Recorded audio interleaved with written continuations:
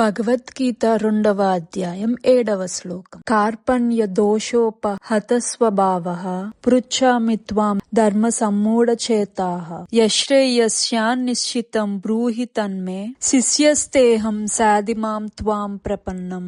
అర్జునుడు శ్రీకృష్ణుడితో పలికెను, ఇప్పుడు నేను నా కర్తవ్యం విషయంలో గందరగోళంలో ఉన్నాను మరియు లోభత్వ బలహీనత కారణంగా నా నిబ్బరాన్ని కోల్పోయాను. ఈ స్థితిలో ఏది నాకు ఉత్తమమో నిశ్చయంగా చెప్పమని నేను నిన్ను అడుగుతున్నాను. ఇప్పుడు నేను నీ శిష్యుడను మరియు నీకు శరణాగతుడైన ప్రాణిని. దయచేసి నాకు బోధించు. తాత్పర్యం: ప్రకృతి సిద్ధంగానే ఈ ప్రపంచ జీవన విధానం ప్రతి ఒక్కరికి గందరగోళానికి మూలమవుతుంది. అడుగడుగున గందరగోళం ఉంటుంది. కాబట్టి జీవిత లక్ష్యాన్ని నెరవేర్చుకోవడానికి సరైన మార్గదర్శకత్వం చేయగల ప్రామాణికమైన ఆధ్యాత్మిక గురువును ఆశ్రయించడం ఒకరికి అవసరం. మన కోరిక లేకుండానే సంభవించే జీవిత గందరగోళాల నుండి విముక్తి పొందడానికి ప్రామాణికమైన ఆధ్యాత్మిక గురువును ఆశ్రయించాలని అన్ని వైదిక గ్రంథాలు మనకు సలహా ఇస్తున్నాయి. ఇవి ఎవరూ పెట్టకపోయినా అకస్మాత్తుగా చెలరేగే